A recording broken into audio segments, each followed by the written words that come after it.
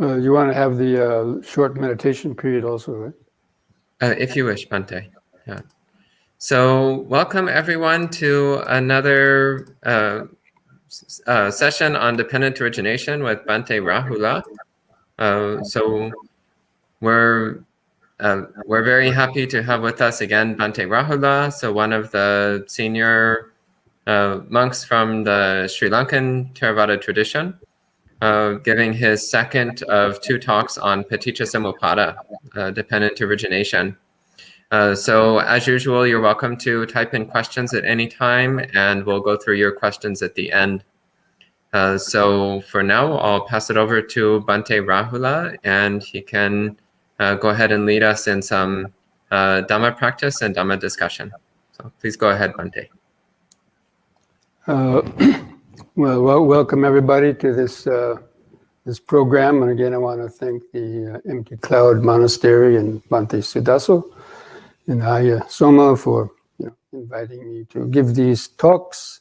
This will be the second in this series of two talks tonight that we'll get into shortly. But as we did last week, in order to kind of center our minds and get our minds into a listening mode, because usually when you hear Dhamma talks, the mind should be in a relaxed and centered frame of listening. So first we'll listen to our body, and by cultivating awareness of the body and breathing, and then continue with the Dhamma talk afterwards. Okay? So go ahead and try to sit in a comfortable meditation posture. Try to keep the back straight.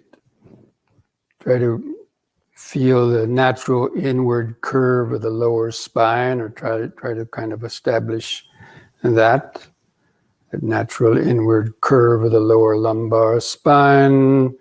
Kind of just straighten up the back. And keep the head balanced on top. Keep the chin lifted up level to the floor. Just gently close your eyes. Just relax the shoulders.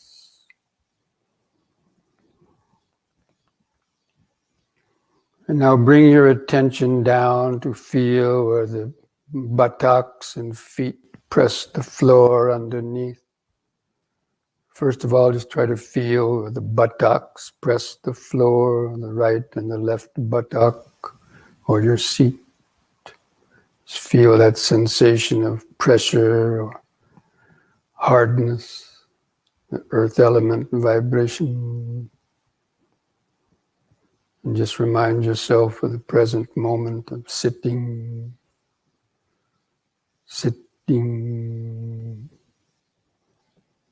Kind of just feel the way your legs are bent or tucked underneath.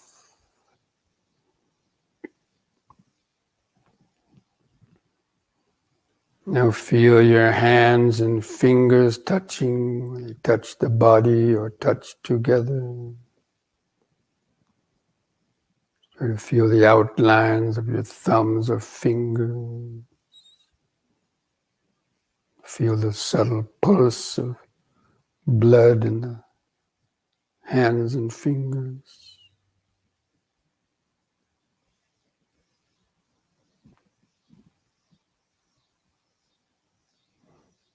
And then feel the weight of the arms hanging from the shoulders. And relax the shoulders. Just feel where the clothing touches the skin of the shoulders. Or the chest.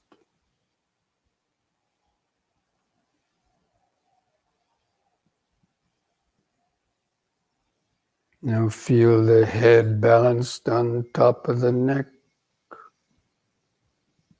And keep the chin lifted up level, parallel to the floor.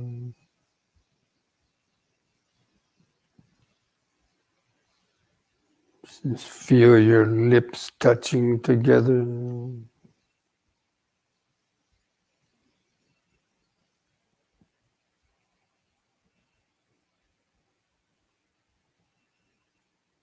Feel the tongue laying in the mouth, where the tongue may touch some teeth.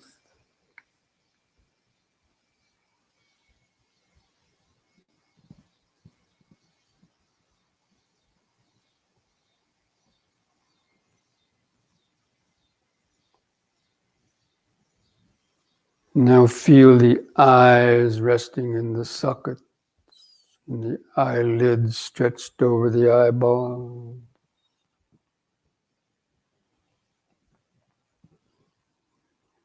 Just turn on the third eye or the movie camera of the mind. Just sort of watch or feel the eyes sitting in the socket. Our fleshy eyes see the outside world, but the third eye of awareness can see the inner body, can observe the thought.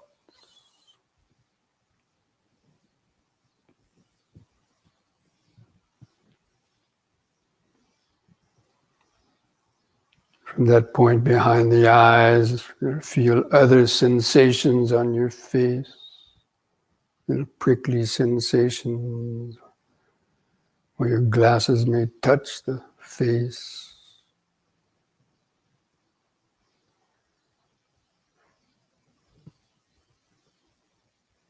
And just remind yourself of sitting.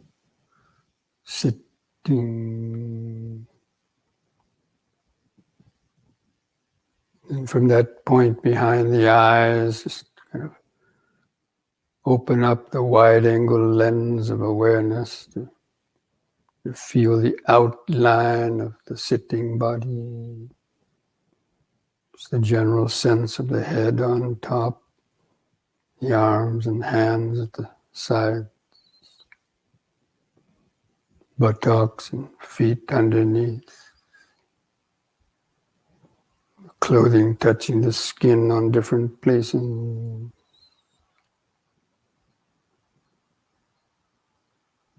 You can just remember sitting. See if you can just hold that kind of outline of the sitting body in the mind's eye. Then begin some deep, slow breathing. Or to take a few seconds to expand your abdomen, rib cage, and upper chest, holding the air in the lungs for 2 or 3 seconds. To feel the pause and then the contracting sensations of the out breath. Try to feel the last bit of air go out of the lungs. Just take a few more deep, slow breaths like that, cultivating this basic mindfulness. And breathing in, letting go of the past and future.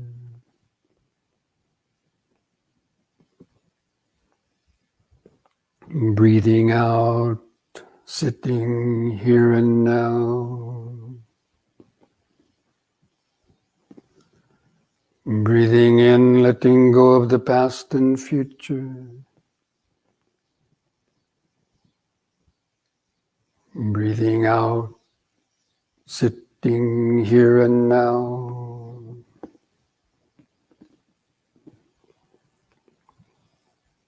Feeling it, breathing in, feeling the whole body.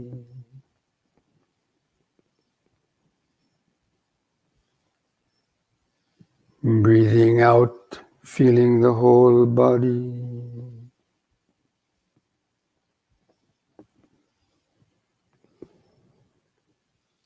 So we're going to count the breaths from 1 to 10. I'll do the counting for you to start to develop a more continuous concentration without the mind running to the past or future. So on the next incoming breath, mentally count to 1. Feel the brief pause. With the out breath, also count to 1.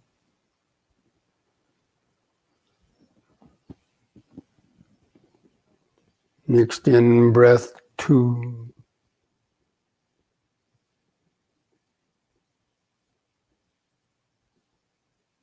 Out breath, 2.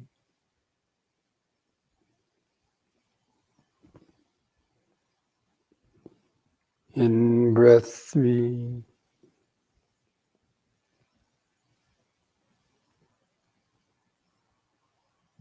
Out breath, 3.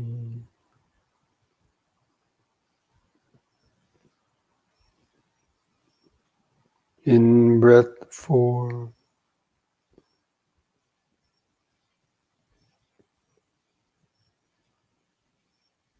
Out breath, 4.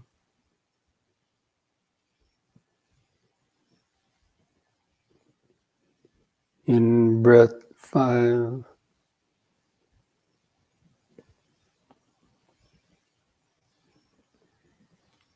Out breath, 5.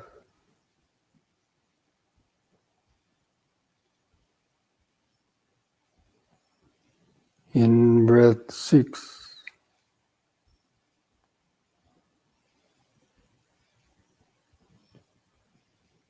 Out breath, 6.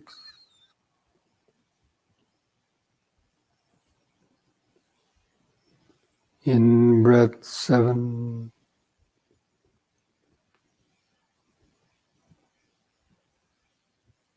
Out breath, 7.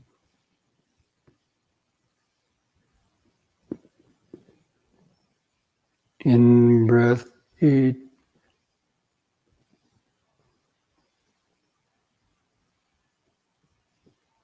Out breath, 8.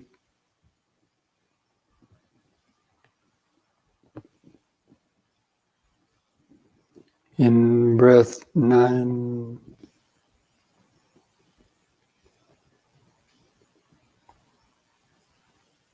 Out breath, 9.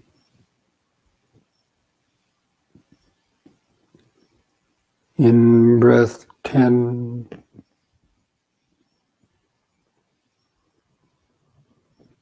Out breath, 10. Or discontinue the counting. Just let the breathing come back to its uncontrolled, shorter, irregular rhythm. And continue to feel it. Know when the breath is coming in,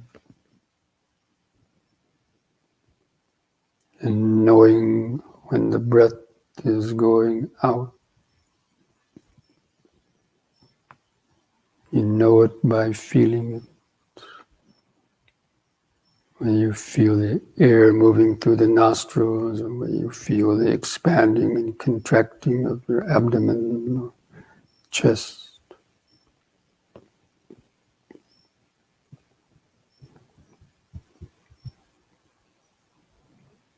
Try to feel that you're a scientist sitting in the laboratory, looking down through the microscope of concentrated awareness. Just turn up the power of the mental microscope. Try to notice the 4 phases of each breath cycle. The incoming breath and the brief pause. The outgoing breath and the brief pause.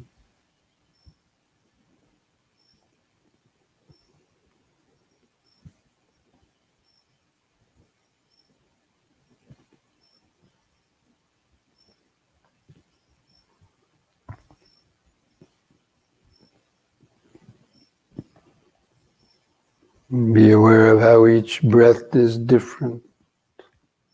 Sometimes longer, sometimes shorter.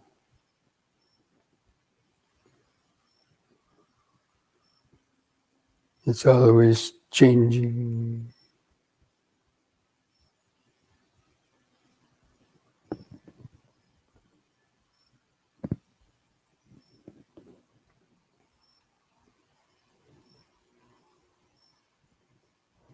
But at the same time, be alert for thoughts sneaking up into the mind. Just keep letting go of the thoughts. Just let the thoughts come and go in the back of the awareness. Keeping the breathing process, the breathing body in the front of the awareness.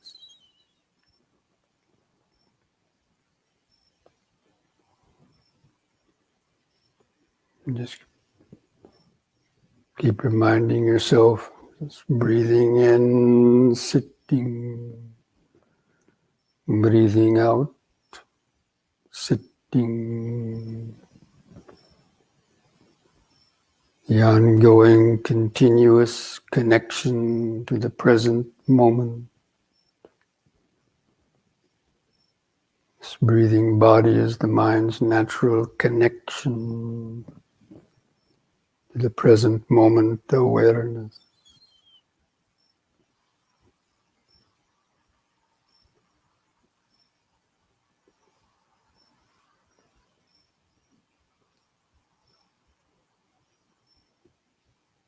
Especially with each out breath, try to feel the body and mind getting more and more relaxed into the present moment.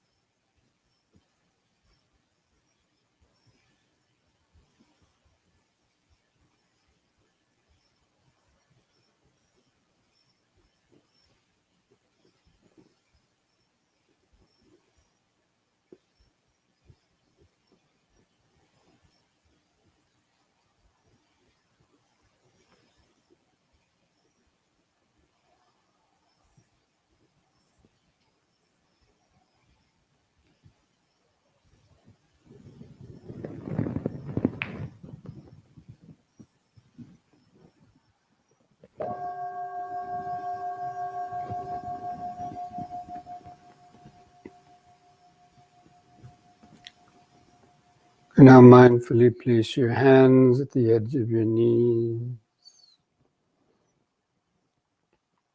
Take one more deep, slow breath as you breathe in. Stretch your head back. Pull the hands against the knees to arch the lower back. Hold it a few moments.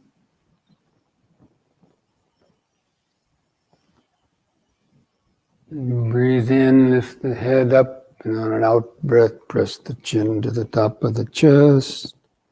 To stretch the neck vertebra.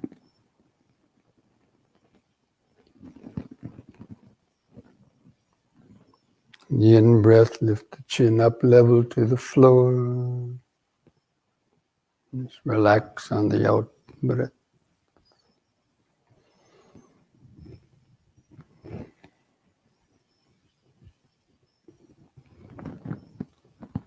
Okay, friends. So I hope you got a little bit relaxed and centered in that short meditation.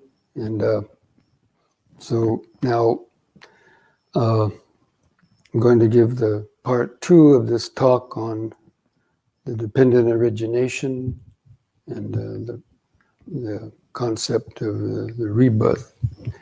And last week, just as a short review, we went over the process of rebirth as described in the Paṭicca-Samuppāda, the 12 links of dependent origination.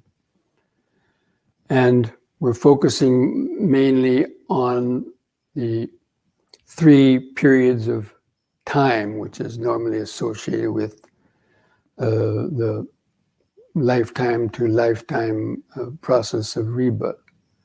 So that the life in the past gave rise to this present life, and we accumulate karma in this present life. And then when we die, if we're not attained full enlightenment, then the mind will be reborn again in another existence in one of the various realms, depending on the karma.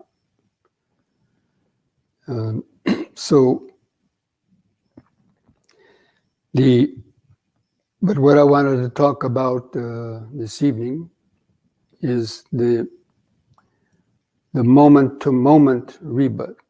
So all 12 steps of the Paṭicca-Samuppāda, I hope most of you are familiar with that diagram, although we have a diagram, it's a little bit hard to put it up on the screen, but the 12 links of dependent origination. So that whole process of 12 links is, in the traditional explanation, spread over those 3 time spans, so 3 lives, past, present, and the future. And it shows that the ignorance and the karma that we created in the one life, from the one life is then kind of brought over into this present life, gives rise to the mind and body, and then we have contact with the world, and then we go through life again, collecting karma. So now we have the diagram here. So I just want you to point out where it says the past causes, up on the top right-hand side, the ignorance and the mental formations from the past. When a person dies, and those mental formations are what propel the consciousness to another existence, and then the consciousness then creates another mind and body for itself, and then the 6 senses, contact and feeling. So those are the present effects. And while we're living, we're creating more causes for the future effects, as you see in the craving, the grasping, where it says attachment, but the grasping and becoming. And then because of the becoming, that means all those mental formations had accumulated strength. It gives rise to, again, the consciousness will seek out birth in the future life. And then the suffering, aging, death follow that birth. And the whole process is continued over and over again. Now, the Buddha gave many lectures, discourses on Paṭicca-Samuppāda. And his attendant, Ananda, I think most of you are familiar with Venerable Ananda, the Buddha's attendant for 45 years, who memorized most of his discourses. So he is very familiar with the intellectual aspects of the Buddha's teaching. Although he was a Sotapanna, so he had some glimpse of the deathless state. So his understanding was more than just an average person, but still it was limited because he had only reached that level of a Sotapanna. So one time he was talking to the Buddha and he says, Master, this Paṭicca-Samuppāda is clear as a bell to me, and it's and the Buddha says, no, don't think like that, Ananda, because he knew Ananda didn't understand it in detail. Maybe he understood the external birth and death, but his mind wasn't sharp enough to really understand what is called the moment-to-moment birth and death. So, the Buddha said this Paṭicca-Samuppāda is profound, and it seems to be deep, and it is deep. So he knew that, Venerable Ananda didn't understand it fully. And so this moment-to-moment rebirth, actually all these 12 links of the dependent origination make a complete cycle. It's not spread over the 3 lives, but in a sense, on a microcosmic level, you could say it is. But that whole, from ignorance all the way up to birth, that whole cycle is like a wheel spinning, revolving in, basically a nanosecond. And so that's why it's very difficult to see that. But that's what is most important for understanding the suffering. Actually, the Paṭicca-Samuppāda forms the basis of the 2nd and 3rd noble truths. That the arising of suffering is the forward momentum of ignorance. Because of ignorance arises the mental formations and all the rest of it. But with the weakening of craving and the overcoming of ignorance by attaining Magga and Phala, the 4 stages of enlightenment, then that process is slowed down and gradually comes to a standstill. Now, but this process is going on moment to moment in our minds. And some people ask, do you have to be, you have to believe in rebirth? And they're probably referring to the idea of external rebirth. You have to believe that in order to become a Buddhist. And normally I wouldn't say, yes, you have to believe in that to be a Buddhist, but you have to understand the nature of the mind, and you have to understand the moment-to-moment rebirth of the mind, and the rebirth of the ego, and the rebirth of the sankharas, and the process of becoming, because that is what affects our life, moment to moment in this life itself, and if we don't understand that, then, the whole practice of Dhamma, the whole Eightfold Path, basically is about, ending suffering in this life, not necessarily future lives. Although if we don't end it in this life, there could be future lives, or there would be future lives.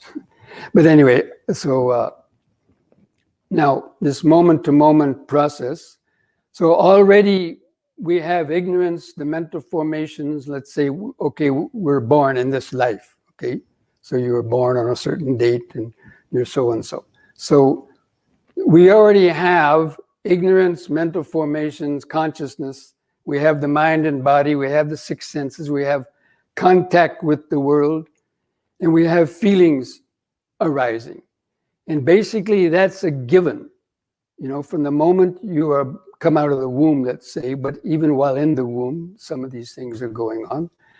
There is some limited contact and the feeling and so on, but let's say just keep it with once we are born and come out of the womb. Then you have the contact with the senses start operating and so on.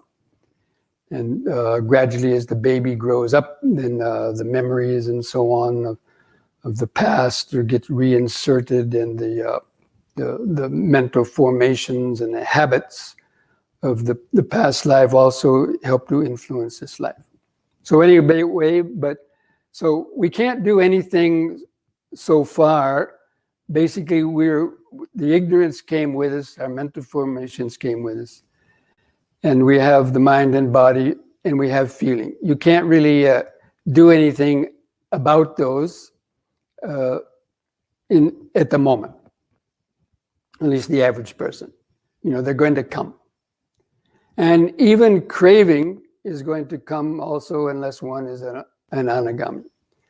We'll explain that a little bit later.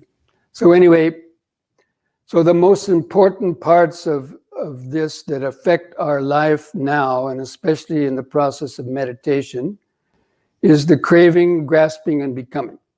So craving, grasping, and becoming, as we can see in the chart, are the present causes. But it's also called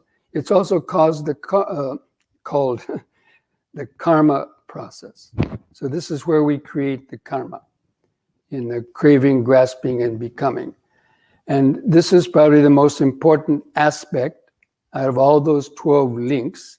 That's really, especially our practice of meditation, and the practice of mindfulness meditation, and also developing mindfulness, concentration, and wisdom. But especially in the mindfulness practice, the 4 foundations of mindfulness, and the vipassana meditation practices, they're focused on observing and learning how to weaken the force of this karma process, especially the negative karmas that cause us most of our suffering. So the greed, hatred, and delusion are thoughts and impulses and urges that are driven by the accumulation of the past mental formations of greed, hatred, and delusion. Now, delusion, the primary meaning of delusion, of course, is not understanding the Four Noble Truths or ignorance, but it's basically the illusion of the self, and clinging to this idea that I am somebody and I exist as a concrete entity, and then clinging to that and developing, vanity and conceit and pride, and just being caught in this subject-object awareness. So that process is what is continually being reinforced every moment of our lives, basically. So that's the process that the only thing that we can really change in our mind, because that's where craving originates, and that's where it also ceases. Although it's it starts at contact, but anyway, so when you meditate, our 6 senses are always operating. We're always having contacts, but because our mind is slow and dull, it's we don't really see them clearly. Only when something strong happens to us, like a bee stings us, or we stub our toe or get some pain, or a loud boom happens, or somebody shouts our name, then this contact becomes more kind of obvious. It jolts our attention. But otherwise, it's mostly fairly subtle. We don't really see it. We just take it for granted that all these things are coming through our senses. But anyway, all these contacts are producing feelings. The pleasant feelings, the painful feelings, and the neutral feelings. And it's the pleasant and the painful feelings that we react to the most. And basically, we have desire and greed for the pleasurable feeling produced by any one of the 6 senses. And we have aversion for the painful feelings, also caused by any of the 6 senses. So depending on the contact arises these feelings. And these feelings basically are the way we react to objects. And actually feelings are the first stirring of the mental process. And so with that contact, these feelings arise. And feelings are basically the vibrations that are moving through our nervous system. And when they reach the brain, or as they are traveling through our nervous system to the brain senses it as this is some kind of a unpleasant feeling arising, or it's a pleasant feeling. So that's that the feelings are what first grab our attention. And so dependent on the feelings arises the cravings. Now, the feelings can be changed. Feelings, normally we might think a feeling is permanent, but no, they're very fluid and they're changing all the time. And we can actually learn to, usually things our whole life, they're either pleasurable or painful to us. And we keep on reinforcing the idea of certain things are pleasurable and we want them. And we keep reinforcing that certain things are painful and we don't like them. We want to get away from them. Because for most people, it's too much difficulty to change. So they just continually becoming addicted to sensual craving and having aversion, getting bugged and irritated, and struggling to get away from unpleasant feelings. So anyway, depending on the feeling, the craving arises. Now, craving is that initial liking or disliking of a sense object. It's that initial attraction. So it's like being attracted. You hear a pleasant sound, and there's a subtle kind of attraction that, you like to hear that sound, as opposed to a painful sound, like maybe a car crash or some unpleasant words that you hear, then that there's a contraction of the mind that wants to pull away from that. So that's the initial craving. And craving is positive craving to get something and negative craving to get away from it. And I've already mentioned some of this last week, but it helps to review it again also. So from the craving is the initial thought or desire for something. And if you have good mindfulness, you could say, okay, desire is arising, but just let go of this. It's not appropriate now. And or you pay attention to something else and you may forget about that. So it may not turn into grasping. Now, grasping is the continued focus on the object of the craving and building it up. That means planning, scheming, conniving, maybe even telling lies to want to get what you want or get away from what you don't want. But so it's the grasping, that means the mind is holding that initial object of the desire.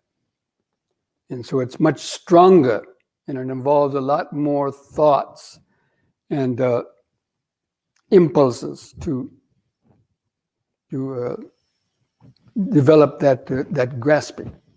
And you're thinking, while you're doing that, you're also thinking about, you come to a moment of deciding what you're going to do about it. And that is the becoming. So the becoming is the karmic action, is actually the karma. That point of becoming is the karma, the action, the deliberate action, the conscious, the chaitana, the intention to want to tell a lie, to kill a mosquito, for example, or even to move your posture if you're having pain, or to even think about something. So any of the karmic actions, once you make a decision and do it, then you've basically committed that karma. And that strengthens the habit formations in the mind. So the becoming, another word for becoming is, translated as being. So I think Bhikkhu Bodhi in his books, he uses the word being for the becoming. Now these are connected. Now being, or bhava, means becoming in one of the three realms. So this is a little bit more complex to understand, but it means becoming for more sensual pleasures. So sense desires, the more you are developing desires for the six senses, sight, sound, smell, taste, and touches, then you are developing this kama bhava. Excuse me, this sensory, kama bhava, the sense realm, becoming in the sense realm. But if you practice meditation, there's called the being rupa bhava, which means the bliss and the other things that come through deeper meditation, like the jhanas. Okay, so if you practice and attain the jhanas and you see various mental, nimittas, or you experience a bliss, or you experience inner light, and you develop a craving for that or desire for that. And then if you died with the mind in a state of jhana, or clinging to any of these subtle mental images, then that is called the rupa bhava, or becoming. You could actually be reborn in one of these, what is called the Brahma realms. That's, it's a little bit complicated, but you can study it in the Abhidhamma. So, or the becoming in the formless realms. But generally, most people are going to be, reborn in these sense realms, because probably not that many people are attaining those very deep states of meditation that would cause them to be born in Brahma realms and so on. But of course, it is possible. But for the average person, so you make a decision and you commit the karma. So the becoming means the habit has become stronger. And also the sense of ego has become stronger. And this is what is probably the most important to understand in our practice of meditation. And the whole practice of Dhamma is about weakening the becoming process. Because that is the results, we reap the results of those karmic actions. So you could have a thought of doing something, but if you don't actually do it, then you're not gonna, you could have the thought of telling a lie, but if you stop short of telling a lie, then you won't probably get caught for actually telling a lie or stealing something or so on. So the craving, the grasping, and the becoming, and then the becoming gives rise to birth. And the becoming and the birth are kind of, connected, because whenever there's becoming, there'll be birth. And that means in the moment-to-moment process, birth means the arising of the ego again, the sense of I. Because, in the Buddhist psychology, the mental process, the mind is a process of mind moments. So each moment of consciousness has its own arising and vanishing. And the whole process of the 12 links of dependent origination arises, goes through that cycle with each moment of hearing, seeing, tasting, smelling, touching, and thinking. And in Buddhist psychology, it's called a mind moment in the Abhidhamma, Chitta Kalapa. And that means the consciousness arises with the object and then vanishes. And that happens in just a nanosecond, or even faster than a nanosecond. But it keeps on repeating over and over again, because at any moment there are thousands of sensory stimulations coming through our senses. Now, we're not aware of all of them because a lot of them are kind of weak and we don't really notice them. We only notice the big ones. But even those big ones, even in meditation, and if you would practice meditation, even though you're feeling the breath in a good state of awareness, in the background there's so many sensations that are coming and going. And each of those is one of these arisings and vanishings of consciousness. But because our mind is slow, we don't see these arising and vanishings of the consciousness. So the consciousness appears to be something kind of solid or flowing, because our mind is too slow to perceive that very quick arising and vanishing. And that's why actually Vipassana meditation is designed at tuning the attention into that process of noticing how quickly things arise and vanish. And it's basically the consciousness that arises and vanishes, along with the objects.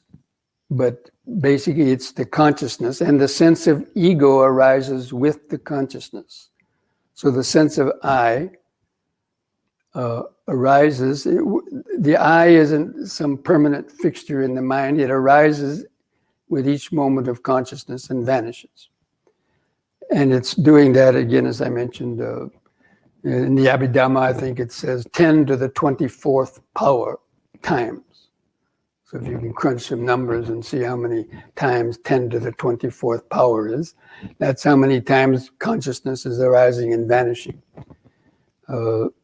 So, normally we don't see it because we don't have that power of the mind. But it can be developed to see that process to a certain extent very clearly.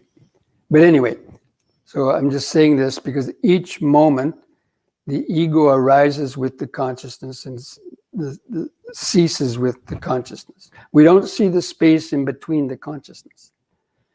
If that conscious process is suspended, then that's when we can experience emptiness or the state between birth and death. But each of those mind moments, this whole cycle is going on, and they're all carried forward. So the birth refers to the sense of I. Once you get the object of your desire, or you get away of the object of your aversion, the ego says, I won, I got it. I got what I wanted. I got that object of my desire. I satisfied my taste, my hearing for pleasurable feeling. Or you got away from the painful sensation. Oh, I prevented my in-laws from coming to visit me next week by, I told them a lie, I was going to do something else, and so they decided not to come. So, because of that fear of, maybe of, having that unpleasant feeling. I mean, that's just one gross example. Don't get me wrong about in-laws. I don't have any, but anyway. So that's this idea of the moment-to-moment rebirth. Is this moment-to-moment? The consciousness is reborn in the moment. It's not the same, because with each moment, that whole cycle going through, we've changed in some way. The contents of our mental formations have changed, primarily that. And when we practice Dhamma, our ignorance or wisdom could also change. We can weaken ignorance by, developing insights in meditation and so on. So anyway, coming back to this process of craving, grasping, and becoming. So that's how the becoming and the birth, with each karmic action, again, it's a deliberate intention, the karma. And that's what strengthens a sense of self or I. And it's born again the next moment, that the habit will be born again, so it becomes stronger. So you can see the translation of becoming means that habits have become stronger. Our sense of I has become stronger because we satisfied it by, even reacting to pain is a kind of a satisfaction of the ego, certain sense. But and therefore those habits will be born again.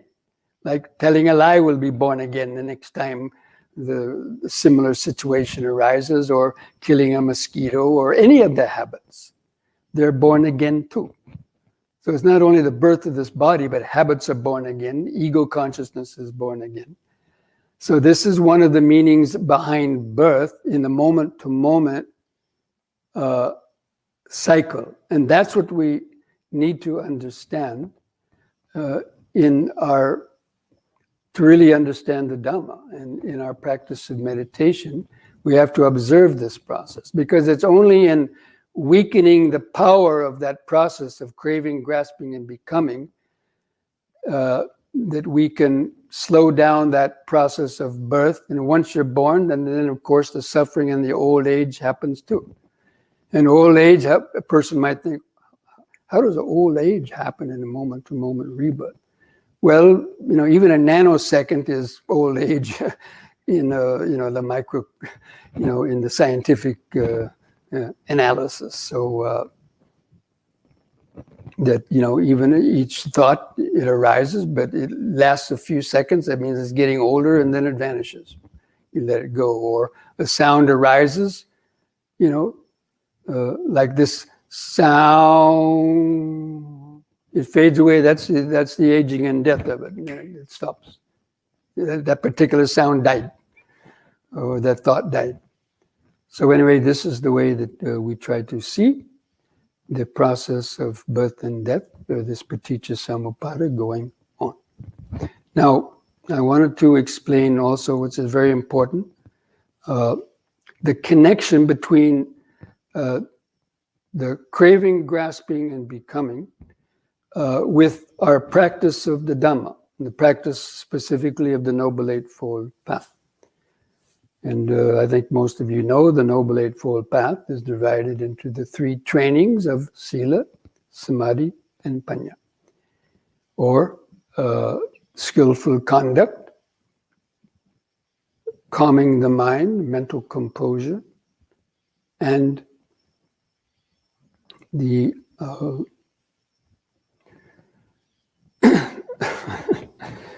wisdom. Excuse me. So the wisdom, that means the deep insights. Okay, so all the 8 steps of the Eightfold Path fall under these umbrella groups, and I think you probably know them. I'm not going to probably relate all of them, but so now actually it's the practice of Sila, or observing precepts, whether you observe 5 precepts, 8 precepts, 10 precepts, precepts of a monastic and so on, but or any other type of discipline that you are trying to discipline the body and the mind. So this Sila directly affects the becoming. So let's say a person, we observe the precepts about killing, stealing, lying, sexual misconduct, intoxicating the mind. Now, whenever an urge to do that comes up, we might have the urge. So the craving arises, but if we have, because of our mindfulness and our understanding, we resist that craving. We don't allow it to continue grasping the idea, oh yes, I want to have it, although it might go on to that. And then you might make a decision, okay, I'm going to do it, but at the last minute you'll remember, oh yes, I took the precept not to kill that mosquito. So you kind of, you have the urge to, let's say, swat a mosquito, and the arm is lifted up like this, and but then you remember the precept, and you kind of force yourself to bring the hand back down. So at least you stop before you actually would have done that karma of killing, or stealing, sexual misconduct, lying, and so on. The same process can be applied to any of the other precepts. So you've prevented at least the suffering that may have come to you, and the habit. You weaken the habit, for one thing, and you've prevented the suffering that might have come. But the Sila itself does not necessarily weaken the grasping. So the Sila directly affects the becoming process, putting the brakes on your actual karmic actions depending on what precepts or discipline that you are following. but it doesn't necessarily change the thoughts in the mind. So this is where the samadhi is what directly affects the grasping. Now, I mentioned before, the grasping is the continued thinking about the initial object of our desire or aversion. We go on thinking about it, and up to that point of deciding what you're going to do about it. Are you going to do it or not do it? And if you do it, you make the habit stronger. If you don't do it, you make the habit weaker. And in the same idea, if you do it, you increase the sense of I. And if you don't do it, you kind of weaken the sense of the I to a certain extent. So when the samadhi, of course, is concentration or the mental calmness. So when you meditate, or you're practicing mindfulness, or you're practicing concentration, or a combination of those, the mind becomes calm. And in that state of meditation, if it's a real deep state of concentration or awareness, the last thing that would come in your mind is the thought to go out and kill somebody, or even to have sex with somebody else, right? Or break any other precept. The mind is in perfect contentment in the present moment, just experiencing those subtle blissful sensations, or just in the state of the present moment, and so not thinking about anything else really. So in that state, that's when the grasping has been subdued through the practice of the samadhi. So that's how the samadhi directly affects the grasping, but there's still craving there. Now, craving is, again, the initial thought or desire of something. And craving isn't really that powerful, because it's just coming from the past habit.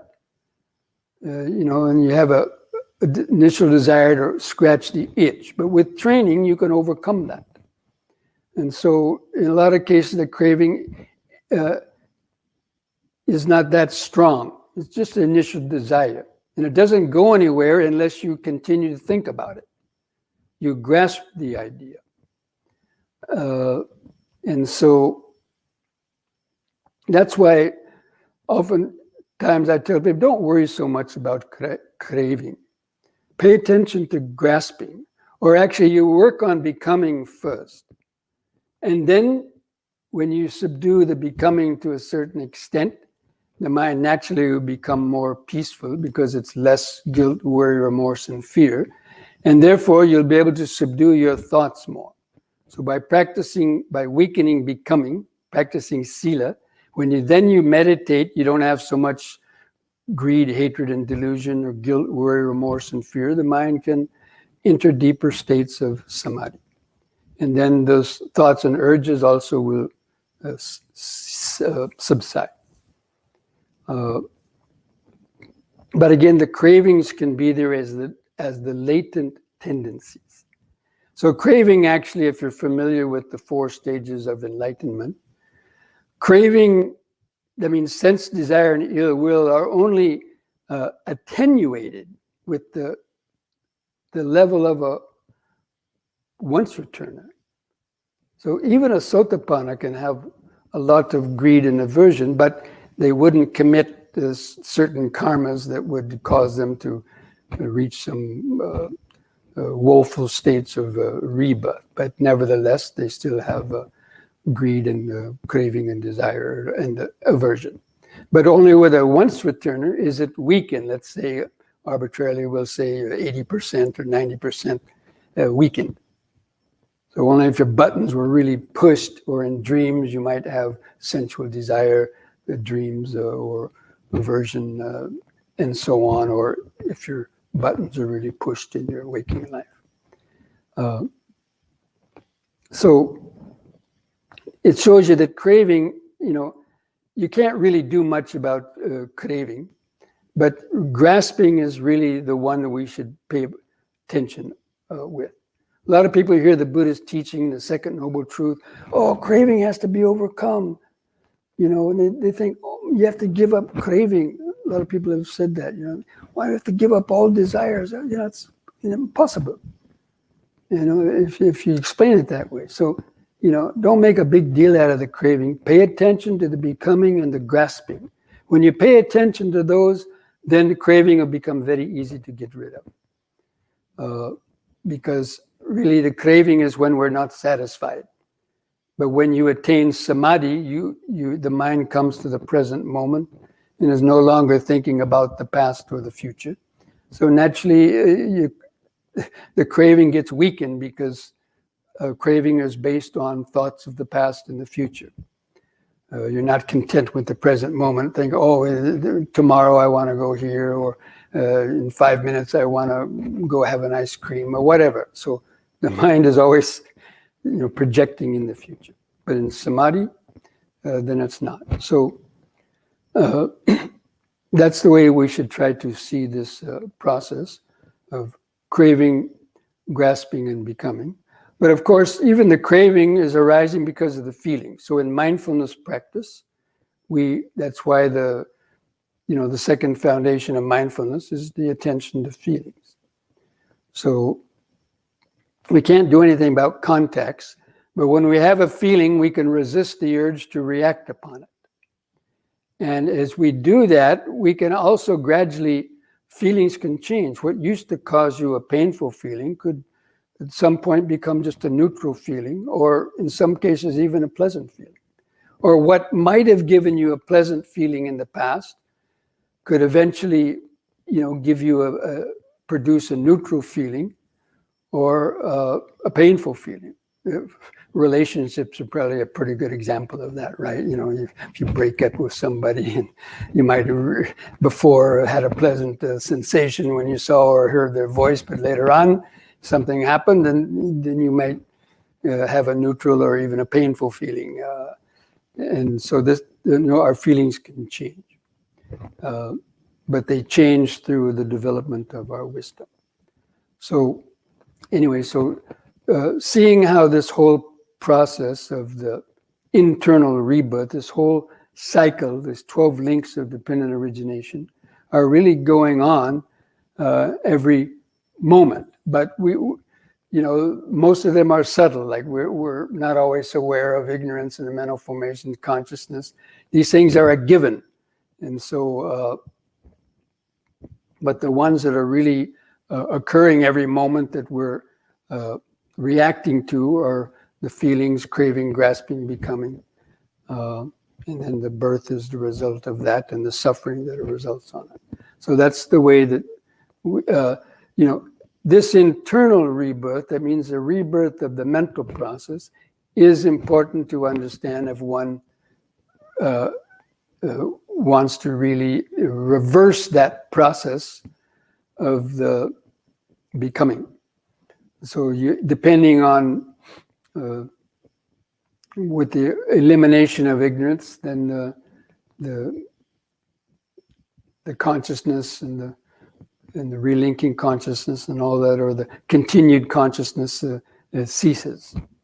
So anyway, I wanted to point out that the process of the internal rebirth, because especially really that's the focus of Vipassana meditation. Vipassana meditation, one of the meanings of it is seeing reality as it is. And the reality of things as they are is that everything is changing. That means this process, mental process, our sensory process, is arising and vanishing every moment. And we're changing in that process. Nothing is static. And even the sense of ourself and I is changing every moment as well. Our egos can get bigger and stronger, or they could get weaker and weaker depending on, the way that we think and our wisdom and so many other related factors. So that's why in the perception of impermanence, the Buddha says many times, one who perceives impermanence, the perception of permanence, is the way that you uproot the sense of I. That means when you see how the ego is, the I consciousness is born and dying moment by moment and gaining strength, and how that is that is what really powers the mental formations. And all of the craving and karma we do in life is because of this strong sense of I and me, and the craving and aversion, and the suffering that comes with it. So only by clearly seeing that is when one is said to really have developed the right view. So we were there was a program on the right view the other night. And so the right view, one is said to be developed right view when one has that glimpse of that suspension of the mental process in that moment of awakening, or in that attainment of the entering the stream, or that process of gaining insights. So you interrupt that process of craving, grasping, and becoming, and the ego is paused temporarily, and you see the deathless state. So that is the development of right view, and then you have the supramundane right view. So that is again really where the vipassana process. In vipassana, actually, you have to speed up the process of perception. That's why just concentrating on a single object, people can get stuck on that, and their minds can get absorbed in the bliss of just like jhanic bliss and so on, and but not go on to really clearly see the process of impermanence. And so that's why the vipassana system of meditation, where you use the concentration to gain a mental calmness, but then you tune in and open up to see how quickly things are arising and vanishing through the six senses. We call it sixth sense door awareness. And you develop that concentration, helps to keep the mind steady on that. And as the concentration develops, you can see that process of arising and vanishing of moments of hearing, seeing, tasting, smelling, touching, arising and vanishing very quickly. And you're no longer holding on to any of those mind moments. And if you're able to continue that long enough, that process, the ego gets dissolved, because the sense of I arises because of the identification or the attachment or aversion identification to any of those six sensory stimulations, or even our thoughts. But when you're no longer holding on to those or identifying with them, and the mind is just in the present moment, the sense of I starts to dissolve. It's sort of like an ice cube dissolving in a bowl of water. If you have a bowl of water and ice cube is floating in there, the ice is also water, right? But it appears to be separate from the water because it's solidified. So the same way, our ego consciousness has been solidified around the sense of I and me because of its tight holding on to attachment and aversion and delusions. It's that holding, it keeps it together, it keeps the ice crystals together. But with the fire of concentration and the heat of insight and letting go, that sense of I begins to dissolve. And then when the whole ice cube is melted, then it becomes the water. And it's not like you can't say it ceased to exist, your water ceased to exist. You can't say it exists either in the same way. There's no way really to describe it. So just to use a kind of an example, that would be like the experience of the dissolution of the sense of I. So I think with that, I think I may end this talk.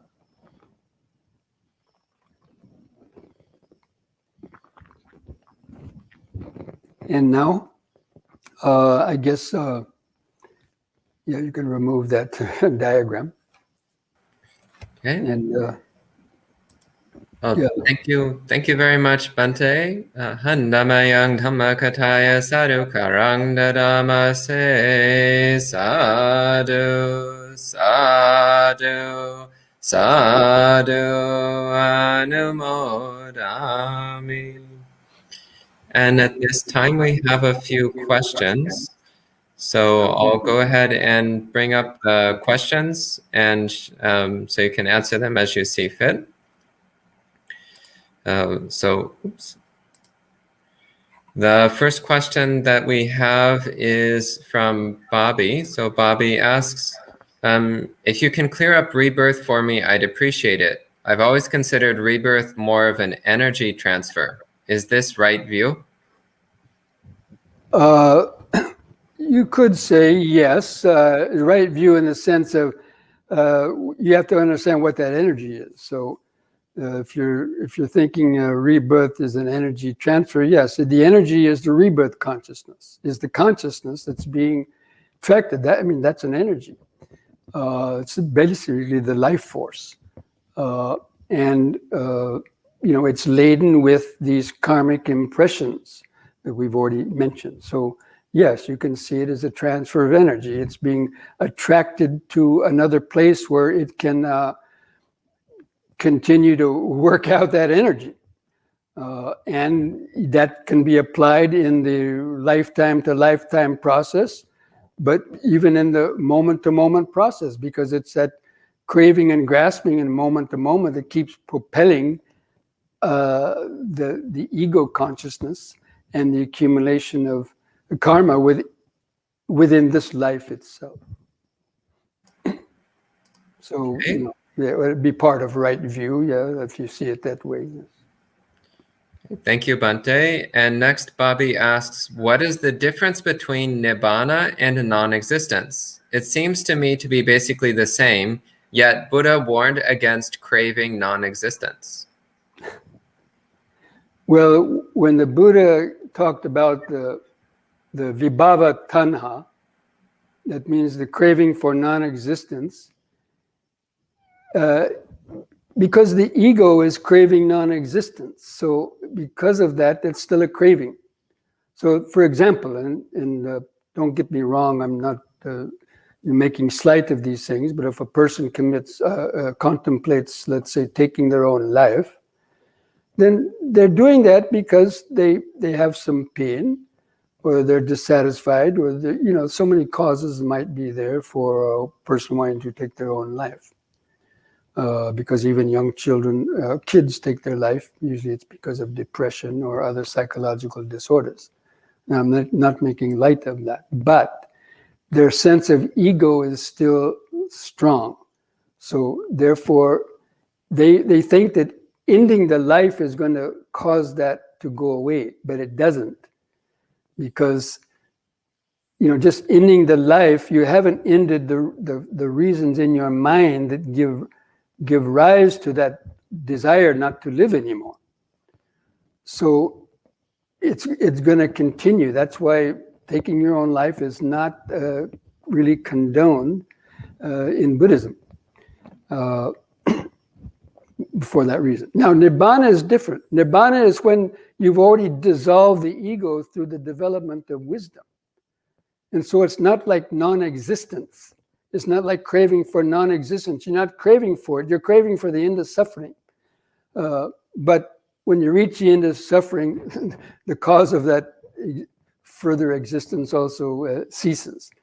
But it's not, so the nibbana, a lot of people call it an annihilation, but it's not. And in fact, there's a nice sutta, there was a general named, I think it was General Siha in one sutta, and he came to the Buddha and he said, people accuse you of being an annihilationist. And he said, well, there's one way that I'm an annihilationist. I condone or advocate the annihilation of greed, hatred, and delusion. That's all he advocated, was the annihilation. That means the overcoming of greed, hatred, and delusion. And so nibbana is said to be neither existence nor non-existence. Is one of those terms that you can't really describe, and so on. Okay, thank you, Bhante. And the next question, Anita asks, would you say it's possible to transcend this moment-to-moment rebirth? What would that state be like? It would be attaining the Nirodha Samapatti and the one of the fruitions of Nibbana, the Sotapanna, Sakaragami, Arahant, non-returning Arahant, when they attain their respective Samapattis. That means the experience of Nibbana. They temporarily can end that process, but only when an Arahant attains Nibbana, that is the end of birth and death. So actually the Buddha, he died before he died. The person who attains Arahantship dies before they die. That means they've died, the ego has died. Greed, hatred, and delusion has died. And that is the real death in the Dhamma. The death of this body is not considered any big deal. It's like going into a closet and changing clothes and coming out in another suit of clothes only. It's not really death in the Dhamma language, death in the supramundane understanding. So the Arahant is basically already transcended birth and death in that sense. They've already terminated samsara, because samsara is the process of the mind going through these 12 links of dependent origination every moment. That's really the process of samsara. When that stops, then the outer process of samsara also stops. So you've got to stop the process of the inner samsara first before you can stop the process of the outer samsara. Great, thank you, Bhante. And the next question, Yogi Beginner asks, is dependent origination only for humans, or does it also apply to animals, devas, etc.?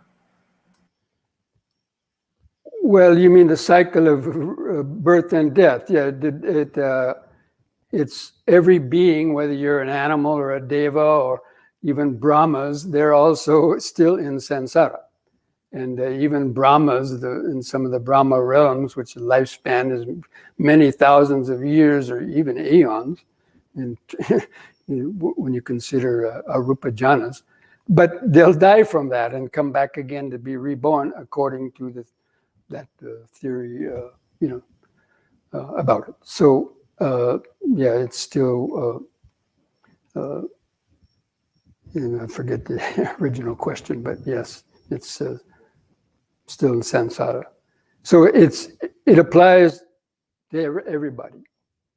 But only a human being or a deva probably could practice the Dhamma in a way to gradually reverse that process.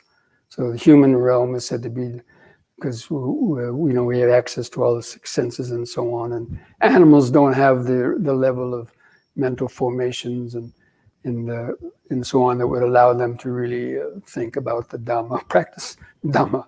Most animals probably not, and some devas maybe, but that's another issue.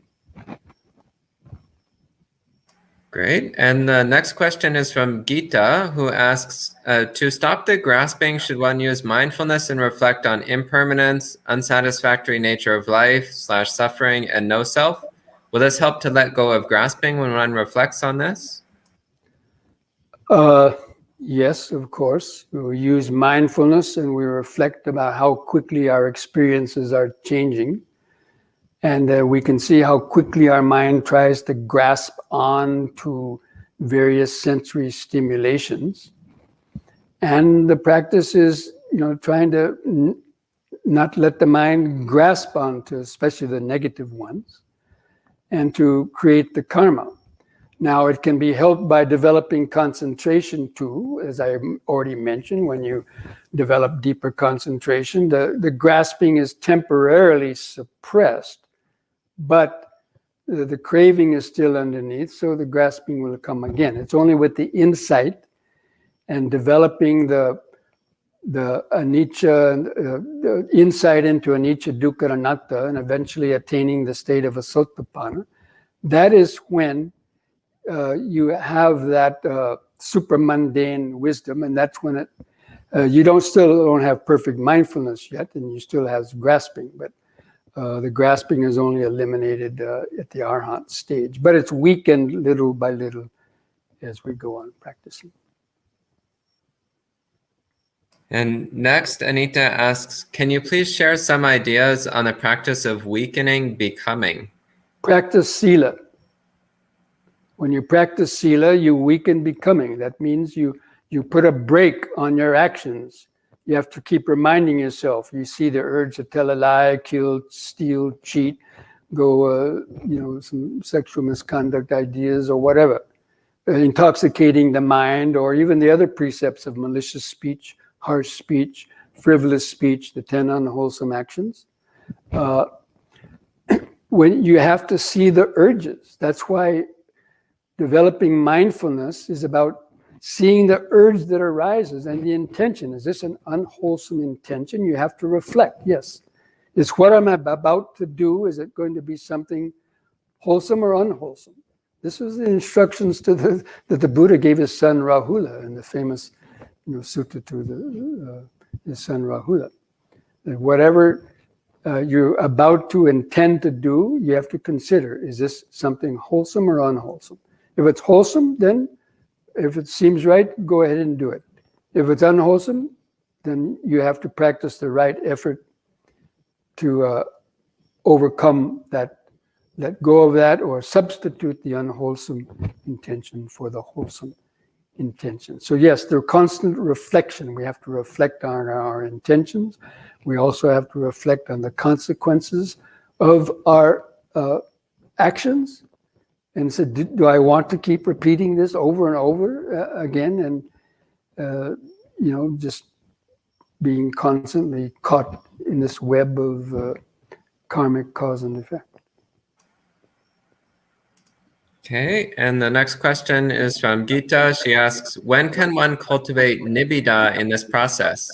Is it between grasping and becoming? Nibbida is usually translated as disenchantment. So you become disenchanted. In fact, there's the Dhammapada verse that I often recite, about Sabbe Sankara Anicchati Yada Panyaya Pasati Ata Nibindati Dukke Esamago Visuddhya. That means Nibindati is the same as Nibbida. So one becomes disenchanted with suffering when one has the insight. So it's the insight into how craving and grasping and becoming cause suffering that at some point allows you to develop that nibbida, that disenchantment. You're no longer enchanted with the lure of sensual pleasures, or you become disenchanted with being caught up in your negative habits. Like enough is enough. And I'm going to go detox. Or I'm going to go whatever. You make some major decision to change or overcome some of your bad habits. And this next question from Piyal and Indira, it says, birth is defined in the sutta as appearance of the six senses or the five aggregates. Is moment-to-moment rebirth more likely the activation of senses, for example, the six senses to contact, and from there the formation of the aggregates? For example, feelings, perceptions, and thoughts, etc. When they arise, there is birth, and when they pass away, there is death, moment to moment? Yes, basically, with the six senses, we have contact through the six senses, and that's when the consciousness is born each moment. So, depending on contact arises feeling, that feelings are born from the contact. It's not mentioned, birth isn't mentioned exactly in that process, but that's basically what occurs. So it's the contact that gives rise to the feeling, and then the birth of then you become aware of the five aggregates: feeling, perception, volition, consciousness. Or the feeling is because of the material stimulation. And without contact, basically you'd be in an unconscious state, or let's say if you're sleeping, and all of a sudden there's a big bang, and then you wake up because of contact. Then you're aware of your body again, and then your senses are working again. But when you're sleeping, except for the unconscious mind, you're not really aware too much of the body or the external world. But there, of course, there are subtle contexts going on, but I'm talking about in the general sense of the normal types of sleep. And then when you wake up, then you're born again, kind of like everything starts working again. Next, Bobby asks, do each of the 6 consciousness get reborn into different beings? Well,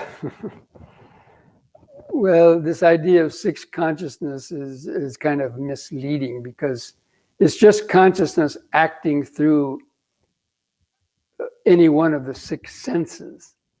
And each one of those arises and vanishes. So it's not like a particular sense consciousness gets transmitted into another being, or, it's the relinking consciousness, and it's difficult really to describe exactly what that is.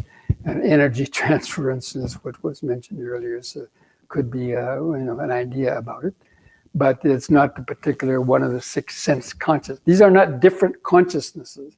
They're just the way that consciousness is arising through one of these avenues,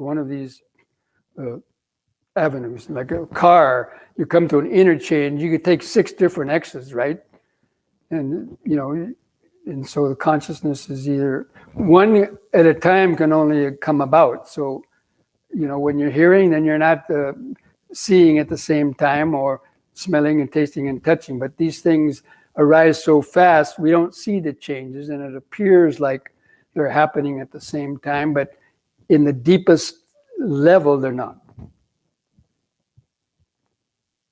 Next, Eva asks, why do some people experience meditation sickness after meditating? Some people experience restlessness who reach some stage, or others, their physical body changes, such as autoimmune or hypersensitivity. Meditation sickness after meditating. That's the first time I've heard of meditation sickness in terms of physical sensations. One kind of meditation sickness is you become so attached to tranquility, and you lose the touch with reality, and it could cause the mind to become mentally deranged a little bit. If you develop too much concentration and not enough wisdom, the mind can become unbalanced. But I suppose other things can happen. Meditation sickness, could cause some physical symptoms too. But I, don't have much to say about that specifically, about this meditation sickness. Although, everything affects our mind in one way or another, and people's bodies are different. And things changing our consciousness and the vibration of our consciousness and the way we think and react, naturally it's going to have effects on everything within our body mind system. But a lot of times there would be positive effects, but who knows, could be negative effects too. Okay, and the last question for the session, Bobby says, probably due to my depression, I was led to the clear realization of non-self-independent origination, but it wasn't through meditation. It was more through contemplation. Does it matter how I realized this? Well, it depends on what this clear realization of non-self means, because it can mean different things to different people. And a person could be deluded. They might think that they've experienced really non-self, but there's so many different subtle layers and degrees of that, where I would hesitate to say one way or another whether it was that realization of no self would be the same as, let's say, somebody who developed the Sotapadhi, attain any one of these stages of entering the stream and up to the Arhat stage and the Nibbana Dhatu. So be careful when we, claim to have realized some state of no self or so on, because there's so many different levels of it. We can clearly see people have become, deluded in thinking they were enlightened. There's so many examples that happened in the last, couple of decades with even meditation masters claiming to be enlightened, and they got, caught up into all kind of things and other people too. Okay, well, thank you, Bhante. That's the end of the questions. So we're coming to the end of our session for the evening. So thank you so much, Bhante Rāhula, for sharing the Dhamma with us. It's my pleasure. Great. If it helped anybody to perhaps, get some new little insights about the process, then so be it. Great. And don't forget, mindfulness a day keeps dukkha away. Thank you, Bhante. So anyone who wants to learn more from Bhante Rāhula, you can follow his channel. He does regular live streams as well.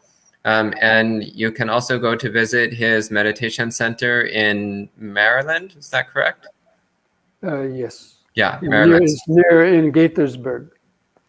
But if they want to, our YouTube channel is accessed through our website. So it's called the Lion of Wisdom YouTube channel, right? Lion of Wisdom Meditation Center and lionwisdom.org or Lion of Wisdom Meditation Center YouTube channel. One of those ways would get you. But if you go to our website, which is lionwisdom.org, then it'll say videos up at the top bar, and you click onto that. And then it'll say the YouTube channel. You click onto that, and then you can see all of the talks. Great. And it's also possible to do retreats at his meditation center. So you can also contact his center for more information on that. Yeah, we are having some in-house retreats. So Thanksgiving retreat now is kind of full. Christmas retreat, we're going to have a 5-day Christmas retreat at the end of the year. Actually, not Christmas, it's year-end retreat from December 26th to January 1st. Then I haven't planned any beyond that, but little by little. And also here at Empty Cloud Monastery, we're going to have a small 5-day retreat here next week. So there's still some space for that. If you're interested, you can contact us for more information. Otherwise, please keep joining in with our regular live stream programs. And we'll end the evening with 3 sadhus.